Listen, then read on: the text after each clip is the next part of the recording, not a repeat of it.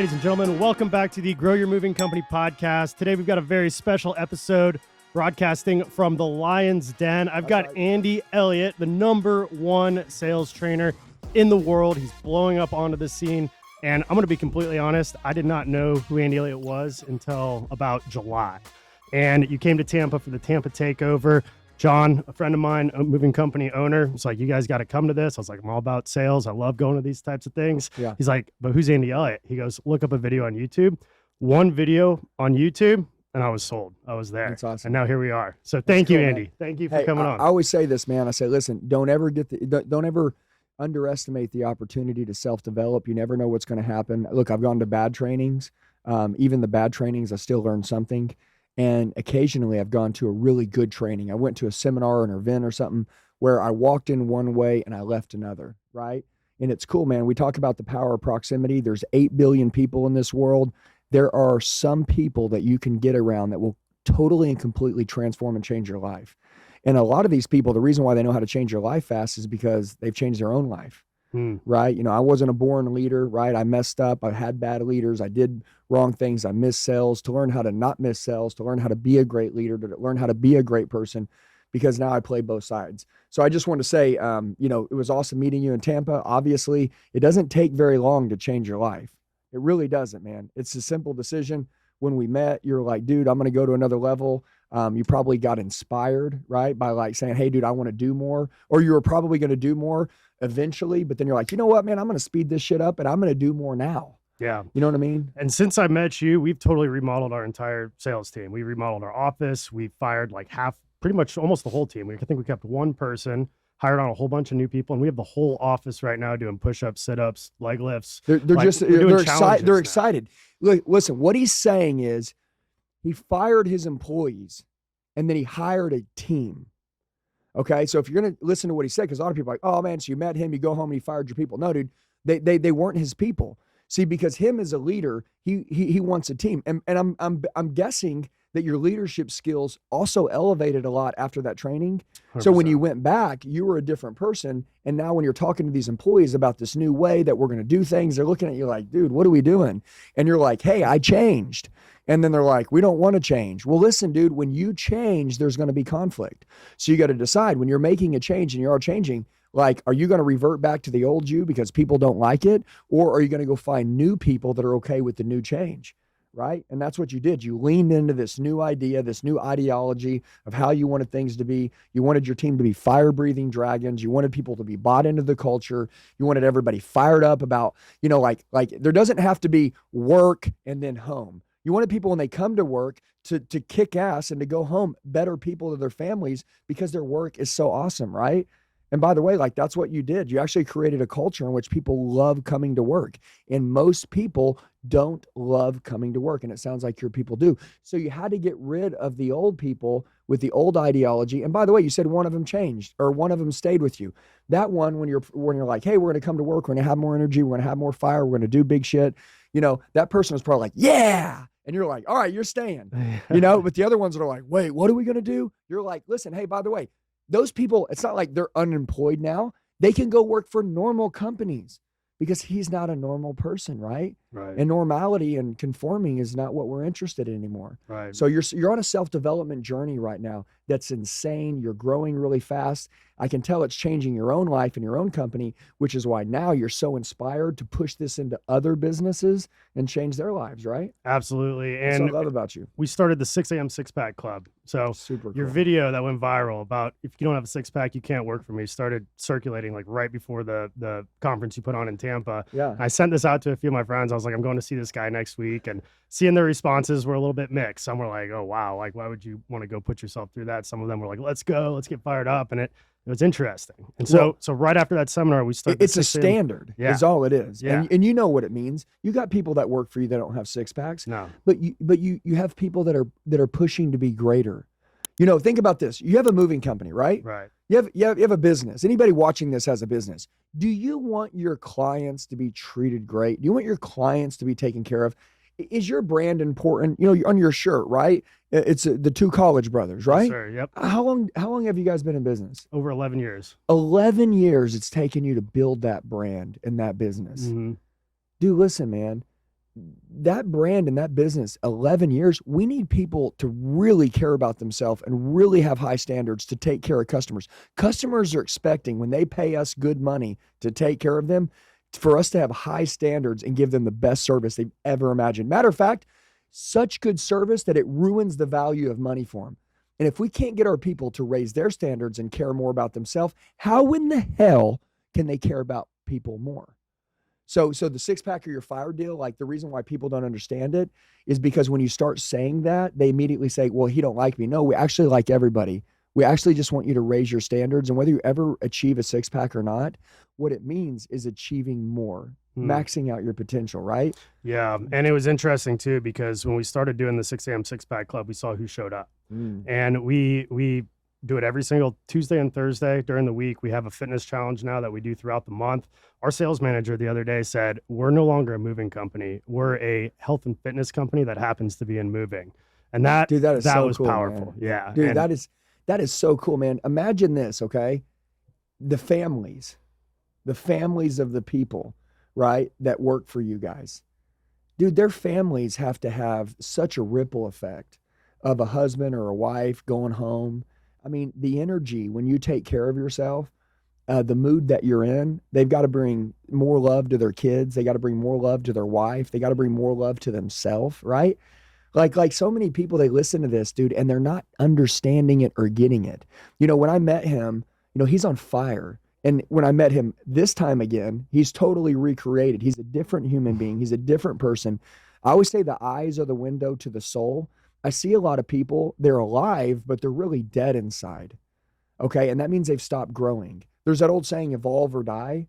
And a lot of people aren't evolving. So when you hear this 6-pack or you're fired, I mean, anybody could be like, man, I'm going to lean into that. And I know this is going to be uncomfortable, but I'm going to lean into that and I'm going to evolve and I'm going to become a better person and I'm going to bring good stuff to my family and I'm going to make a bigger paycheck at work. I'm going to look in the mirror and I'm going to like who I see. Like, guys, like, this is it. And by the way, you may say, well, what does this have to do about making more money in business? It has everything to do with making more money in business. Dude, like I said, employees will work for you for a paycheck, but a team, they'll work for you with blood, sweat, and tears, and they'll run through a wall for you. We were just talking about that downstairs. Yeah, and everything you said downstairs, I made like 3 pages of notes in like the 15 minutes that we chatted. But can you tell me a little bit more about why fitness translates into business success, sales success, leadership success? Yeah, so this goes back, I've told this story a lot, but when I'm in great shape, I'm a better father to my children. Okay, I got 3 kids, I love them to death. I am a better father when I'm in better shape. Now, look, I don't know about you. Maybe you can be really out of shape and you like bring extra special energy to your family. Okay, cool. Hey, that works for you. Let me tell you what works for me. When I'm in my best shape, the man I am to my children, I'm like this really cool dad because I really like me. Also, you know, I learned that I'm a lot better to my wife. I treat her really good, you know. And I'm going to say something. Our sex life is through the roof when I'm taking care of myself. And I learned when me and my wife have sex every night, we honestly don't disconnect from each other. We stay really close. I know a lot of people that sleep in the same bed. They're miles apart and they're disconnected. You know, I feel like, you know, God brought us together. We're married. We have sex every night. We stay really close. And when I'm taking care of myself, I mean, dude, we have sex every night because I like me. When I take care of myself, it made my wife want to start taking care of herself. I find her more attractive. She finds herself more attractive. She wants to be in bed with me more. Like that's just one of the great things about this. So I treat her better. Also, I carry myself differently, not only at home, but also in business. I see myself differently. I feel differently about myself. I'm more certain about who I am. I always say boys are confident and men are certain. Like I feel like a real man and I feel like certain about where I'm going. I feel like I have a backbone when I'm in shape. I feel like I can be a leader. You know, leader, right, is about self-leadership. Like any leader doesn't get to lead a team until they self-lead themselves. I don't see my team following me when I'm not taking care of myself. And I've always been a leader. So like I'm telling you, if you want to build a team or you want to build a company or do something big, like you're going to need to be in great shape. And then it took me understanding this. Really my wife. Okay, so if anybody's watching this, my wife tells me the truth. She doesn't sugarcoat anything. She gives me the cold, hard truth. And she just doesn't care if I feel good about what she's saying. She's very direct, right? There was a time, and I was 39 years old, okay? Now, I've been in shape at different points in my life. Me and my wife have been together 17 years. She's seen me boom in business, boom with her, boom with the kids, and then also she's seen me fall, right? She's seen me restart. She's seen me make bad decisions. She's seen me backslide. You know, see, our wives see us go up and down, and she noticed a trend that the times that I was in the best shape and I put myself first, now hear me out here, I put myself first. I was taking care of myself. I beat the sun up, went to the gym, was eating right. During those times, me and her were the most happiest. The kids were the closest to me. We made the most money. I had the best team. But I liked me more. I was more positive. I wasn't negative. My perspective in life was really good. And then she noticed that whenever I got so busy and I was chasing all these things and I put more on my plate than I knew what to do with, or I just got distracted, I would stop working out. All these things would start to separate. So one day, my wife walks up, I'm 39 years old, and she reaches behind me and grabs my love handle. And, you know, like she squeezes it and grabs it. And she goes, "You getting a little comfortable?" And people say, "Oh man, what a mean woman." No. My wife knows how to trigger me. Now, I got mad. I got pissed off, which I'm glad, because anytime I've gotten pissed off, I've built something beautiful. Okay. Like sometimes you need to get pissed off, but she goes, "You getting a little comfortable?" And I turn around and I go, "Dude, what's your problem?"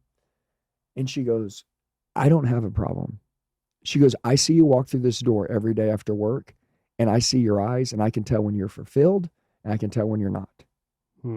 She goes, "You're forgetting what all this is about. You got one life, Andy. Who do you want to be?" I said, "What do you mean?" She goes, "What is success to you? Define it." Okay. Is success to you being out of shape or in shape? And I always said, "Well, what about money?" And she's like, "Andy, you think I care about money? I want to see my husband happy. I want to see you fulfilled. I married you not for money. I would have married a rich doctor. I married you, right? Because I thought you were going to bring massive value to us and we were going to have the happiest life ever. This isn't about money. I want to see the greatest version of my husband. When is Andy 2.0 going to be made?" And I said, "Damn, man, you know, like I gotta figure this out." I'm like, "Do you not love me? Are you not happy?" She goes, "You're totally missing it. You're going to stick right now to the fact that I called you out for not being your best instead of understanding that I give a fuck about you more than anyone else. And I know when you play your best, what you're going to bring to the table. So you want to play the victim? Go ahead. Okay. Play the victim. Let's keep shit the same. Or you can make a decision to understand what your wife is saying. You have gotten comfortable. You need to go become the best version of yourself for the company that you work for the team that you lead, for your kids that look up to you, and for the wife that wants to admire you as the husband and is expecting you to lead the family. I do not care about money. I would rather have the best version of you and be broke and us be happy than have money and you look in the mirror and hate who you are. And I can tell right now, you are not happy with who you want to be."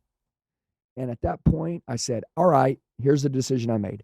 I said, "I'm going to choose health over money." It was the first time in my life that I chose health over money.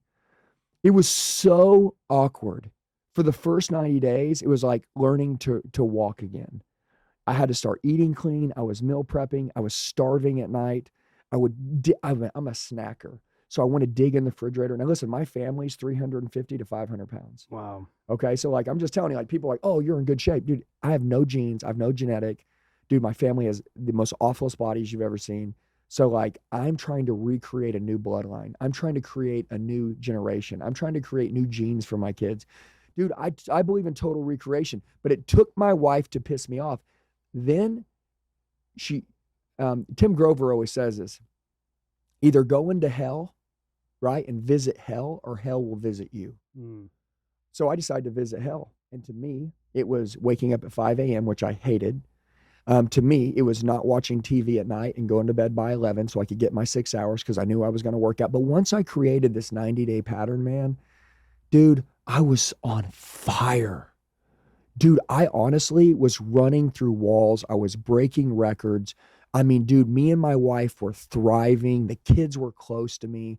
I was bringing good energy to my family. Forget about money for a minute. I was bringing energy to my family that I had never brought.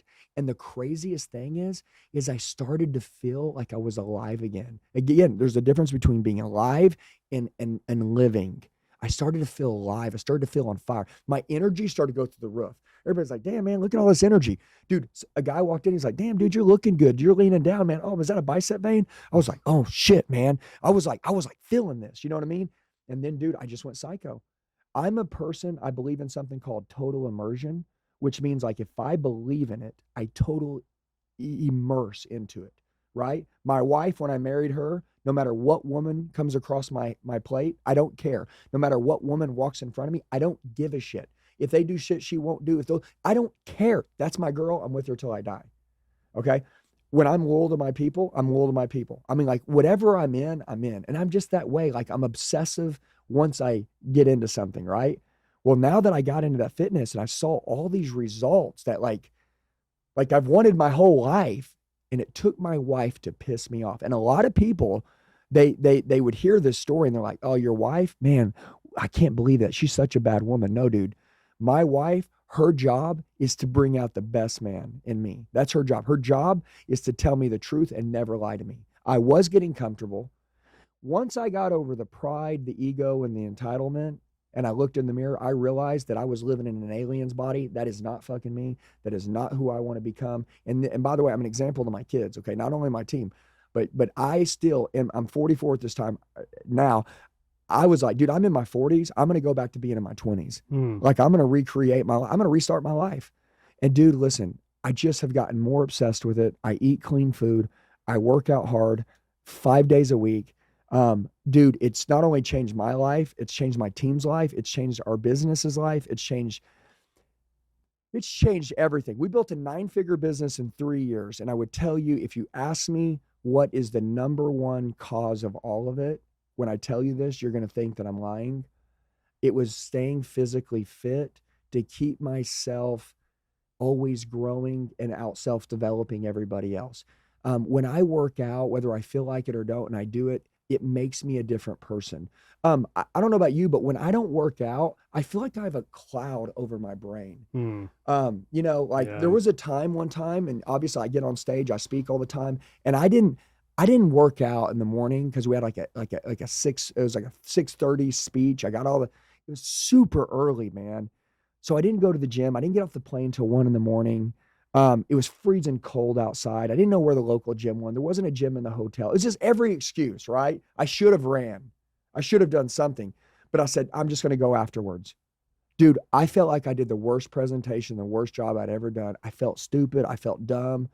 And I hated the way I felt. And I said, dude, I can never, ever expect me to give my best without hitting the gym before I start, without waking myself out, and I say beating the demons off me, like getting the negativity off me. Like when I work on me and I put my phone to the side and I work out and I'm eating clean food, dude, I'm just a good person. So anyways, I would say that fitness allowed all these other things to happen. And my brain, I'm all into like the law of attraction and like manifestation and shit. Like I believe if I can see it, if I can manifest it, I'll get it. And so will you. And that shit is real. Just so everybody understands, like when you manifest something, it's totally real. I have a really hard time manifesting a brighter future or a bigger anything or something greater happening or helping more people when I'm not taking care of myself. It's really hard for me to take care of anybody else. I feel like I'm a fraud. I feel like I'm that leader or that manager that people hate, that boss that tells people to do stuff that they're not doing. And so I just want to make sure that so people will take me serious and understand that I have the right intentions and I have the right heart about helping them, that I need to make sure that I'm taking care of me. And so that they don't need to look at me and go, hey, is this guy disciplined? I want them to look at me and be like, I know this guy's disciplined.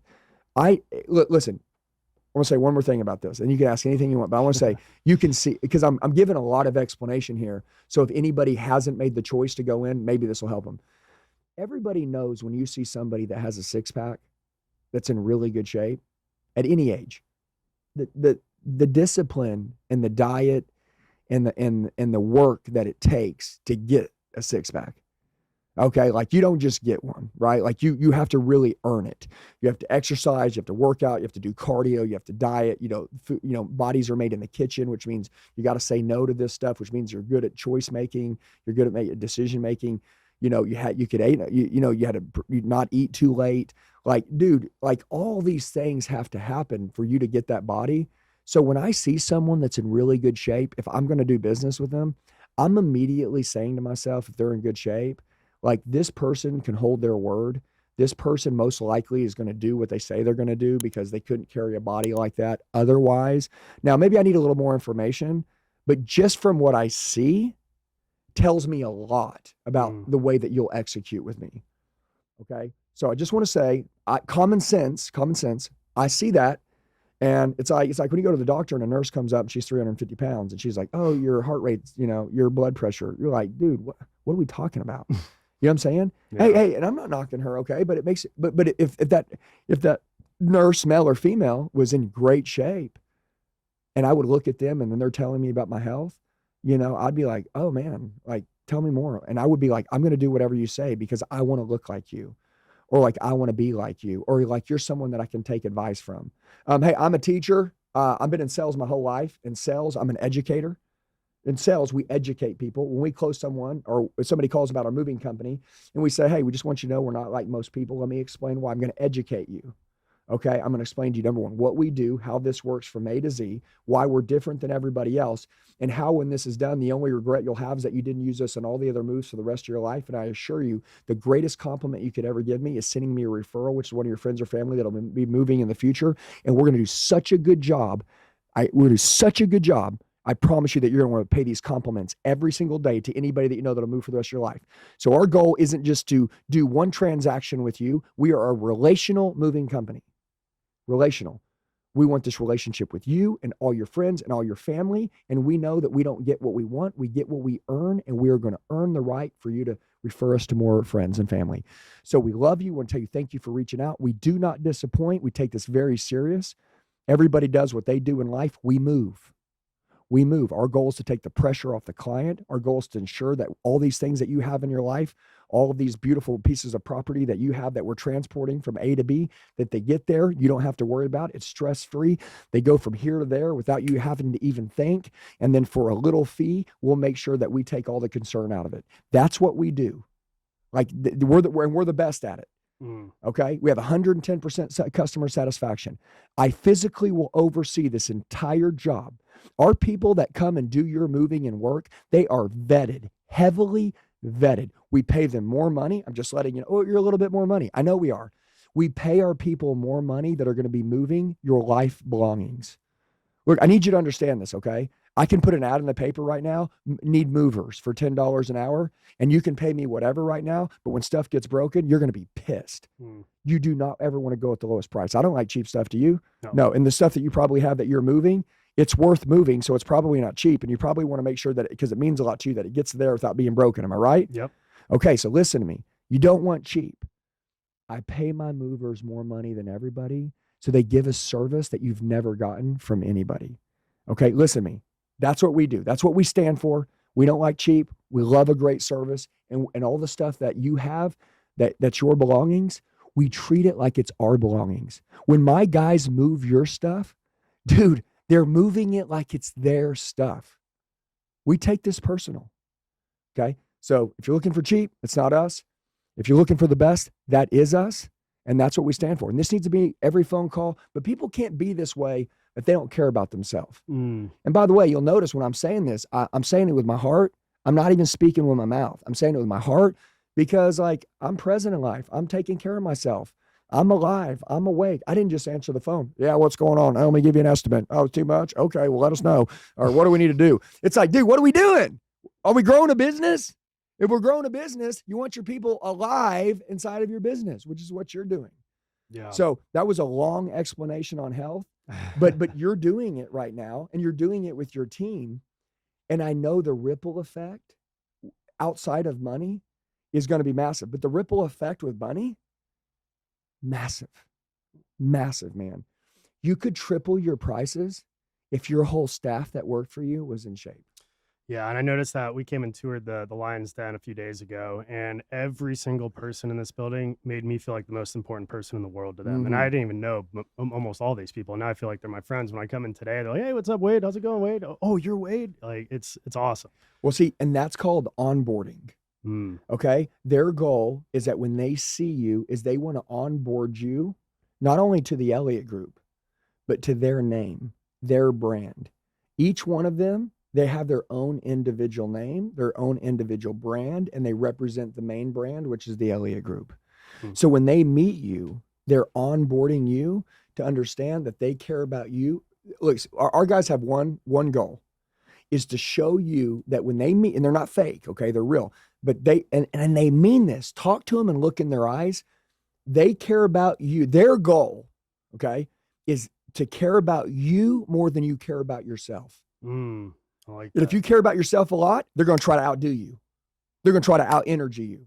They're going to try to outlove you. And they're going to try to, and there's a selling skill called reciprocity, right? Which is like give first. And that's the reason why I was like, hey, what can I get you to drink? Hey, what can I do for you? Hey, what do you need, man? Hey, let me give you a tour around the office. Hey, they just want to give you. Have you ever noticed a lot of salespeople have commission breath and it's like take? Yeah. Dude, our guys are give. Because if you play that game, you'll never even have to ask. Dude, I was so good at selling whenever I sold, and I still sell, but whenever I sold, that literally I gave so much, people would just stop me and say, all right, Andy, how does this work? How can we get this going? Like, I wouldn't even have to ask. So, guys, what do you think? You want to wrap it up? No, they're like, Andy, we're good. Now, how does this work? How can we pay you? Can I wire the money? Can I put it on a card? What's the best way to handle this? Like that is a total different style of selling, but it's called reciprocity selling. Okay. And the only way to do it is by out carrying the client, and also believing in your product really good. A second side of that, you said you saw my people and they're just so loving and so nice, so caring, but also they believe in the company.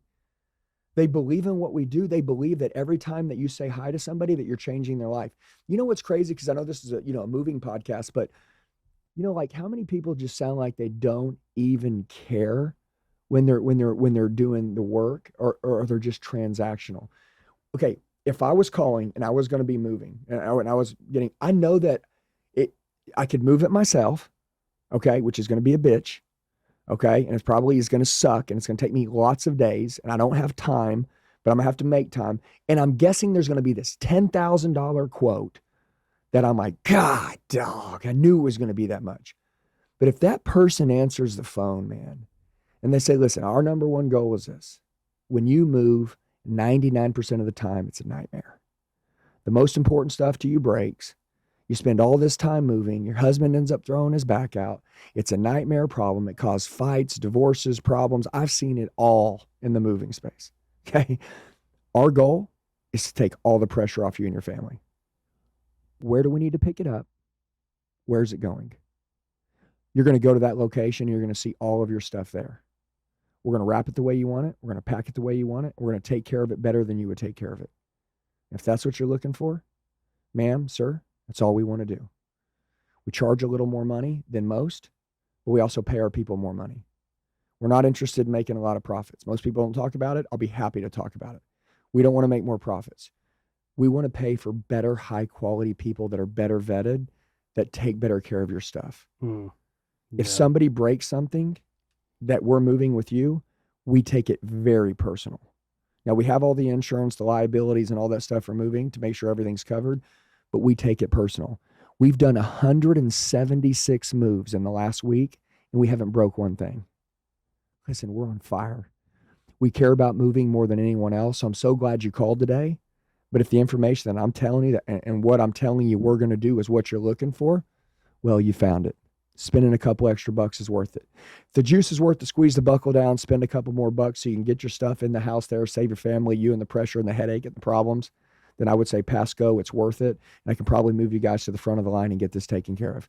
You sound like an amazing person. You sound like you got a great family, and congratulations on the move. Whatever's going on, we just want to make it seamless and easy. We want to make no headaches a part of it. When it's all said and done, I want you to say, my God, if moving was that easy, we would have done it more often. It's always been hell. Well, it isn't going to be hell with us. Okay. And I'm going to show you with this first transaction how great we are. So that in the future, if you decide to do it again, you can call me back. Okay. That is this new era individual. That is onboarding them to our brand. Nobody can have that conversation with someone if they don't like themselves and if they're not self-developing in their own life to want to bring self-developing to someone else's life. Hey, listen, by the way, did I just sell you? No, I really coached you through the process of how our company does business with people like you. I just coached you, man. I tell my guys, yeah, you guys sell, but you're not salespeople. You're coaches. Who makes more money, a salesperson or a coach? A coach. Coaches make the money. Salespeople, right? Our guys, listen, take this, understand this. Salespeople, of course we sell because we're coaches. We're selling you on this is the best way to do it. We're influencing, we're persuading you, we're painting pictures, we're telling stories, we're articulating our words to make you understand what we want you to understand and take you where we want to take you. But we're coaching you along the way. Okay? We're not high pressure selling you. Look, we just want you to do what's right. Spend less money, get a bad job, spend a little more money, take all the stress away. But the person that's talking to the client, that person represents the entire company. 11 years. 11 years you guys been doing this. Whoever answering that phone, man, they have got to outcare everyone. I love that. I think one of the biggest struggles that we as moving company owners have is getting the actual people that are doing the moves on board. You know, moving, usually you end up as a mover because it might be your only option. It's tough work. It's not sexy. You're sweating. You usually don't make a ton of money. It's usually an hourly job, even if you are paying the highest in your market, in the industry. How do we as owners lead the charges with the front lines that are going into people's homes and handling the stuff to be able to have that experience, that onboarding experience, cycle all the way down so that the salespeople can back up what they're selling? It is a daily conversation, just like a football coach has to a football team before they take the field. All right, Wade, today we've got a lot of people that paid a lot of money and that trusted our company, okay, to do something that they don't think that's going to get done right. Now, Wade, let me say that again. They're paying us to do something that they don't want to do, and they still yet believe that we can't execute it and do it right and properly because they've been burned and let down before. Today, Wade, you're going to be given an opportunity to prove that we are the best. Now, I want to tell you something, okay? I see a lot of potential in you. I see you going far in our company. Okay, you may start as a mover, but I don't see you ending as a mover. Now, you may say, Andy, I love moving so much, and you may never want to change, but Wade, you're capable of doing whatever, and I believe in you. So I know this. I worked when I was younger flipping burgers. I was the best burger flipper in that entire place. One day I was going to run the joint, okay? But you know what? Flipping burgers, when I did it the best. I want you to know this. You moving stuff, you are the front line of our company. You're more important than the CEO. You're more important than the CFO. You're more important than me as the owner. You're more important than all of us. If you move this load today and you don't do a good job, our company goes out of business. I don't know if you've ever wanted to be trusted. I don't know if you've ever wanted to be. Have you? Yeah. You're more trusted than I can explain. If you'll go out today and you'll make sure every time you pick up something, every time you put it down, every time you move something, I want you to think about what I said. I trust you. Our company counts on you, and you're the most important person in the company. Do you believe me? That's all I want you to do. I want you to know how important you are to me. I want you to know how important you are to the company. I want you to know that when we sold the job and we told the clients that we were going to be the best, we knew that you were going to be the one doing the work, or all you guys were. Okay, with that being said, I want you to understand something. I don't care what title you have. We don't have any titles in this company. We're all a team. They're making the calls, right? We're investing the money. Some people are doing marketing and some people are doing the moving. We're all a team. And if one of us doesn't do our job right, all of us sink. Okay?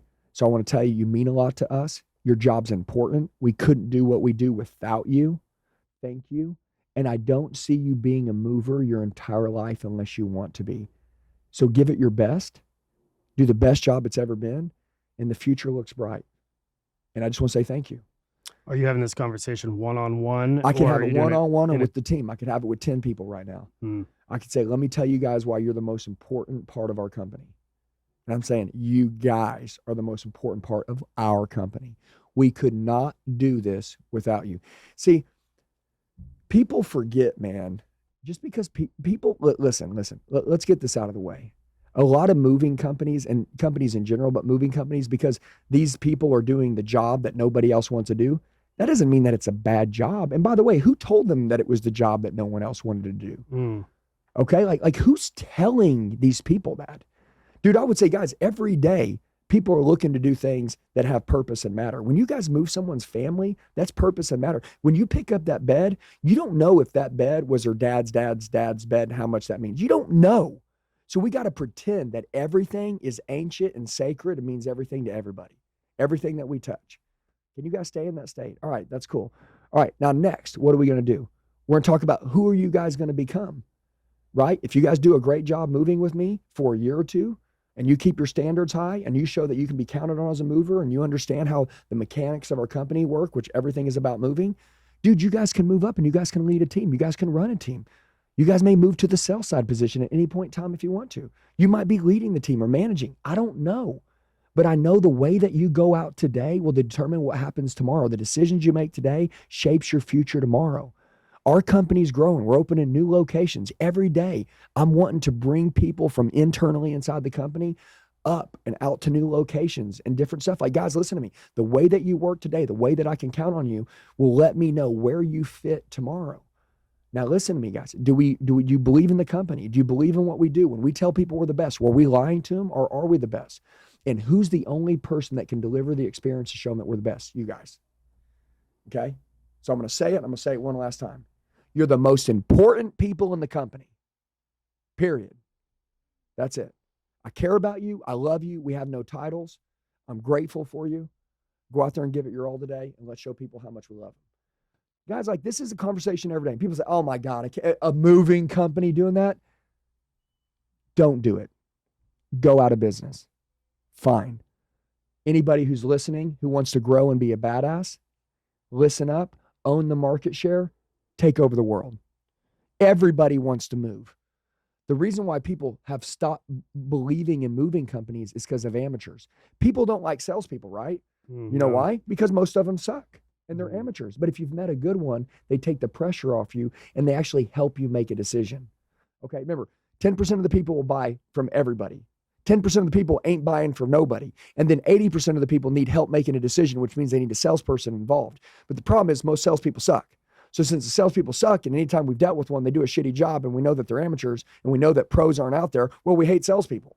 They're not saying they hate salespeople. They're saying that the salespeople they've got to deal with, most of them suck. So that's why they say they hate salespeople. But if you met a good one, you're like, damn, man, I want to buy everything off that person. It's like, that's my point. So it's like movers, if they say they hate moving companies because they've been burned by a mover. Okay, people say, well, I hate girls are all trouble. No, you meet a good one, you're good. I got my heart broke. I'm never going to fall in love again. No, you fall in love with the right person. You're like, damn, this is the best feeling I've ever had. It's like, come on, man. Like, what we got to do is whatever you do, you got to be the very best at it. No matter what they say. That wasn't you. I hate moving companies. With us? Was that me? You people break your heart. Did I do it? No. Listen, I wasn't there. I can't speak for them, and I'm not him. Okay? But once you get a taste of what we do, the only regret you'll have is that you didn't do everything in this industry with us your entire life. That's the only regret you'll have. Okay? But you won't regret doing business with us. Matter of fact, when it's done, you're going to write me a check for a little more. For sure. Every time people say, let me tip you. I say, we don't take tips. They say, let me tip you. Let me tip you. Let me tip you. Hey, and another deal is, if a mover does a good job, have people tipped them before? Oh, yeah, all the time. All the time. Tell your freaking guys. Say, guys, listen to me. We charge for the job. If you go out there and you blow their minds today and you take their souls, they're going to tip you. They may not know that they're going to tip you, but you've done such a good job, they feel like they owe you more. Okay? That would be my deal. Do such a good job today that the client feels that they underpaid. Tell your movers every day, do such a good job that the client feels that they've been underpaid.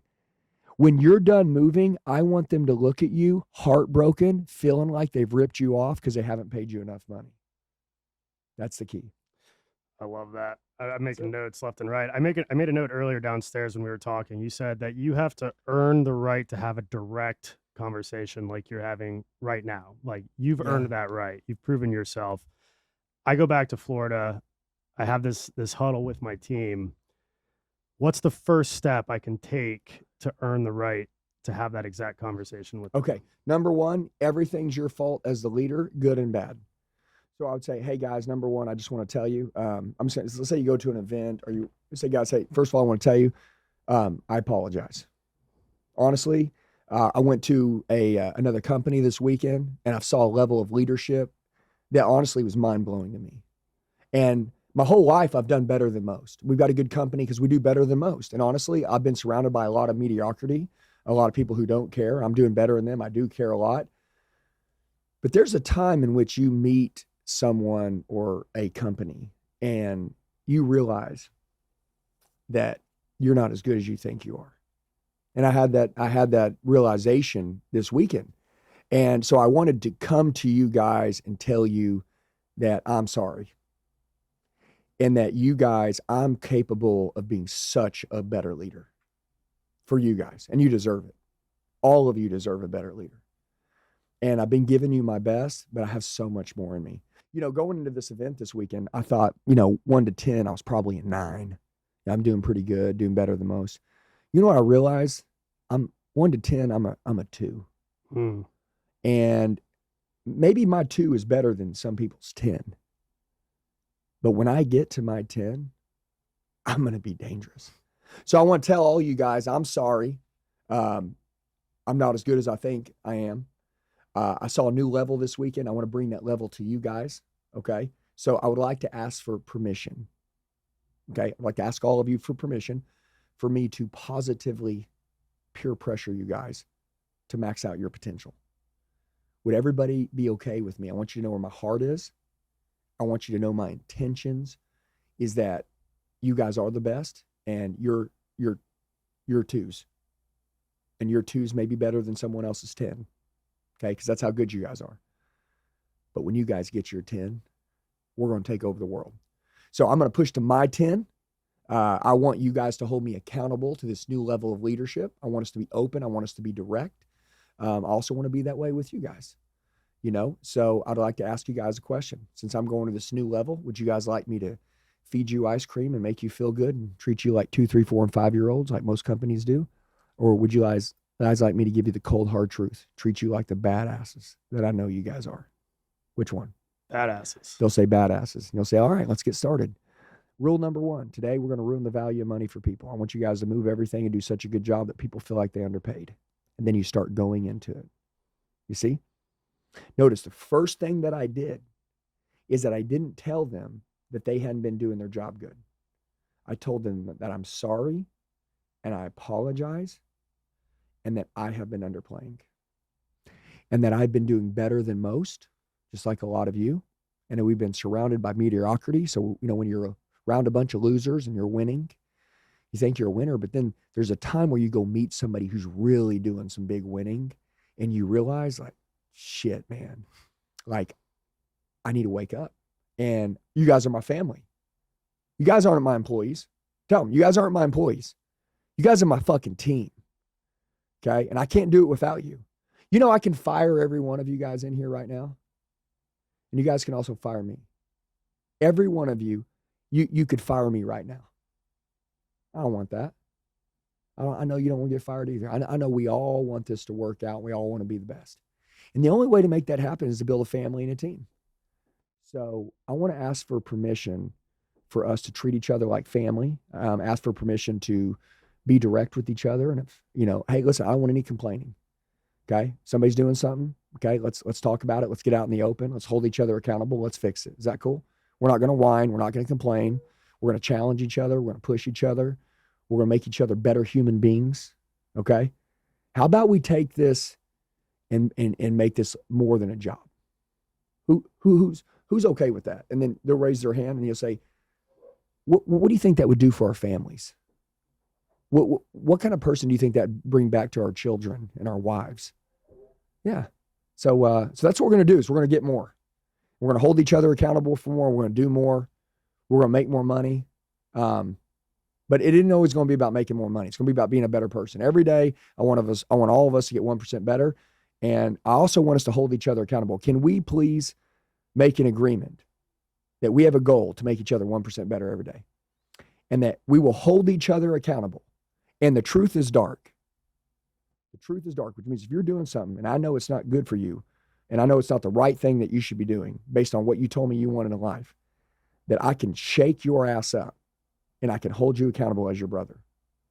Okay? Can we do that here? Can we have that kind of relationship? Can we live this kind of life? Can we live to this kind of accountability? And what would our life look like if we did? See, like, this is it, man. This is how I talk to my team every day. This is how I talk to myself. And this is how I think. Listen, anybody that can understand this concept, that can do this, and you can, okay, because I learned it. You can learn it. By a matter of fact, I didn't learn all this by having a really good leader. I actually learned all this by not having this. And I thought, well, if that wasn't working, if I'm not growing my company, well, then why don't we just reverse engineer this bitch? What would grow my company? Well, inspired people, the leader running with the spirit, the leader having a different perspective, the leader being in good shape, the leader having direct conversations every day. And the leader has to not have a double standard. The leader must do what they're asking their team to do. And then, dude, like, it's just magical what happens, dude. And it's a compound effect. Where you'll be at in a year from now. If you do this every day, where you'll be at in a year from now. I mean, dude, you'll be building leaders that will be building leaders, and your whole entire company will be a group of leaders. There'll be no titles. There'll be no entitlement. There'll be unity. There'll be one team culture. People think culture is like people being nice to each other. Dude, our culture, we're very direct to each other. People that are around here would actually think that we're mean, okay? Because I'm like my wife grabbing my love handle, like that was her being good to me. And look at what she triggered. Look at the animal she made by telling me the truth. That's how we create animals in here. Look, we're poking at each other every day and exposing weaknesses and holes in front of each other's faces. And people don't like that because they don't like the truth.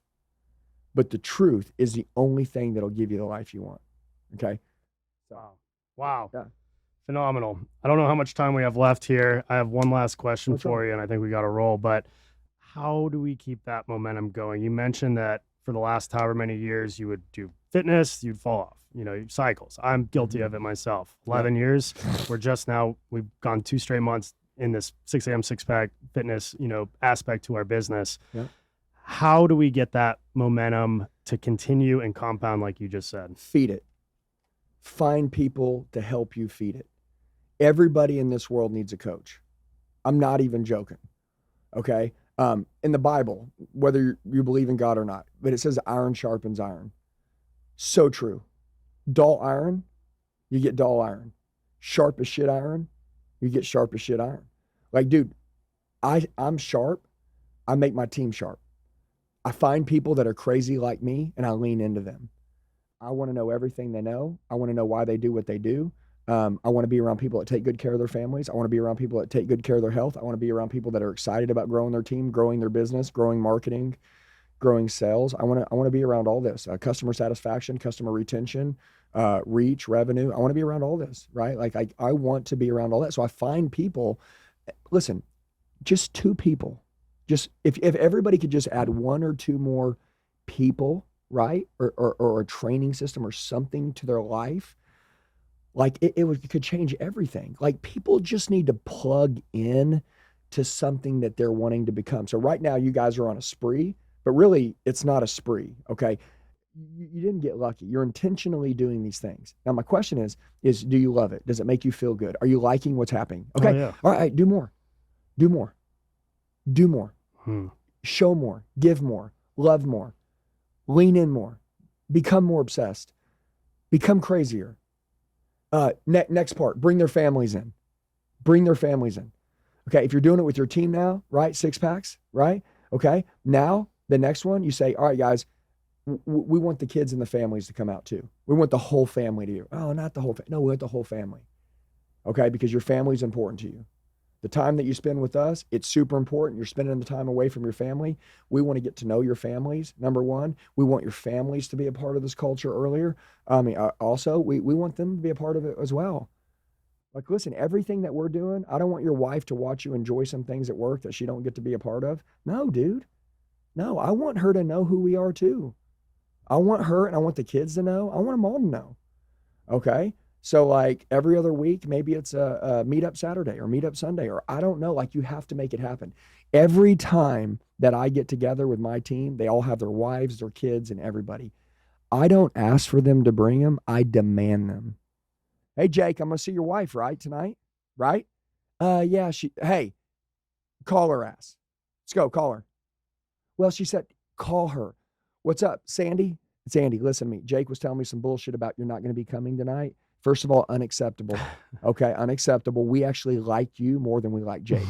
Okay, so let him stay home and do the laundry, and you're coming because we want you to be with us. Okay, listen, I mean it. It's important that you're here with us. Okay, we don't get to spend enough time with you. You're important to us. We want you to know that we want you here. Okay, grab the kids, bring whatever. I'll pay for someone to come over and do the laundry. I don't give a shit. I need you here, dude. When she feels that she's important and a part of this, you know how she'll support him to work for you? Do you know the way that when he's like, hey, babe, see, because listen, let's talk about retention of these movers. Andy, what happens if they quit and move away? Listen, some other guys like, hey, man, hey, babe, I got this guy. He said he'll pay me twice as much as we're making now with Wade. You know what I mean? If I'll go work for him in his business. She's like, you're thinking about leaving Wade? He's like, yeah, we're going to make more money. She's like, I don't give a fuck. Wade, who we hang out with our kids and our family, you're going to leave him? Fuck is your problem? Why don't you work harder for Wade and increase your value and get more money there from Wade? Okay, babe, moving somewhere else, you're not even thinking about us now. We like where you work. Wade is the only person that's ever included us to be a part of your job. You know, no one else even has known my name. Any place you've worked, they never even known me or your kids' names. This is the first company that actually cared about us, and you're thinking about leaving them for money? It's the stupidest thing I've ever heard you say. See, listen to me. This isn't a game. This is a master strategy.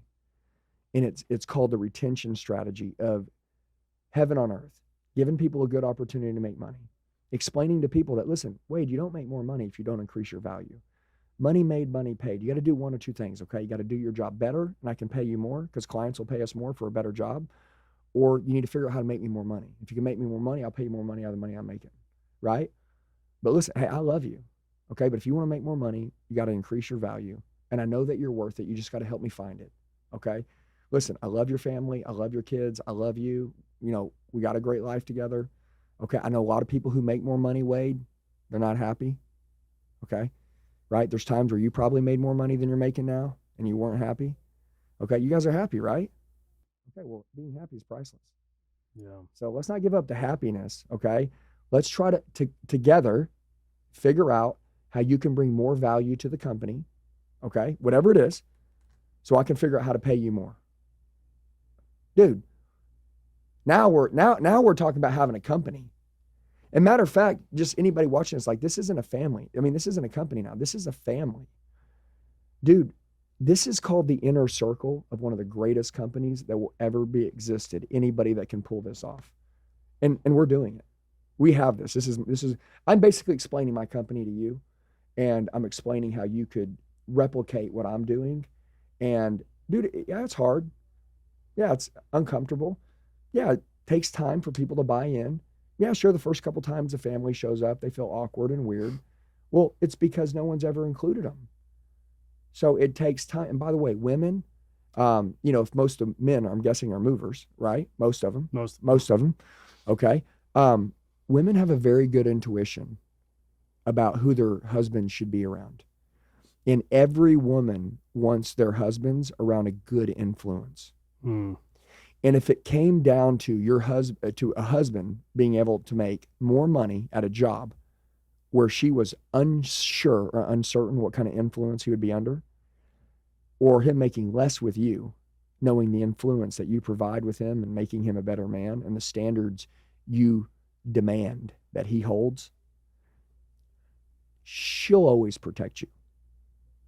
So now you can take care of him as doing the job, but also you know that when she's, and then he's not at work and she's there with him, she's running and rooting for you, right? Yeah. Nobody does this. So No. there you go. Andy, I'm excited to work with you. We've got the training platform that we're partnering up on. We've got the Moving Titan Retreat in March. You're going to be doing a full day of sales training. And kick ass. I can't wait, man. I'm so fired up and ready to get back to work. Yeah, right guys. now. And by the way, if you're not there, like, you're an idiot. I mean, if you're in the moving space and you're not at your retreat, you're an absolute idiot. I mean, we're going to be there live. And if you've gotten, hey, I always say this to you. If you've gotten any value from this podcast, if you're like, dude, like, let me ask you a question. You've paid for training before, right? Okay. Think about but think about the information you just got. What did it cost you? It was free. Do you think the information you just got could make you money? Well, if somebody that you pay nothing for can give you value that makes you a lot of money, imagine if you actually paid for the paid training. I mean, dude, because I shared 1% of what we do. So we'll be bringing a lot of it to the retreat. So anybody that's not got their ticket, I think they need to reach out to you if they're in the moving space. Is that correct? Absolutely. Yeah, reach out to me. You can find me on Instagram. You can email me. I've said it a million times on here before. What's your Instagram? It's @WadeSwikle. It's just my first and last name. There you go. So, Okay, cool. That way, if anybody's watching this, you're in a moving space, you want to grow a business, make sure you're hooking up with him. Yeah, we're taking over. Andy's infiltrating. The army is infiltrating. It's going to be awesome. Let's kill it. Tighten up. Thank you for tuning in to another episode of the Grow Your Moving Company podcast. If you would like to learn more about any of the sponsors listed on this show, want to apply for the next Moving Titan retreat, or interested in owning or working for Two College Brothers franchise, drop me a line at wade@twocollegebrothers.com. Moving out. Have a great day.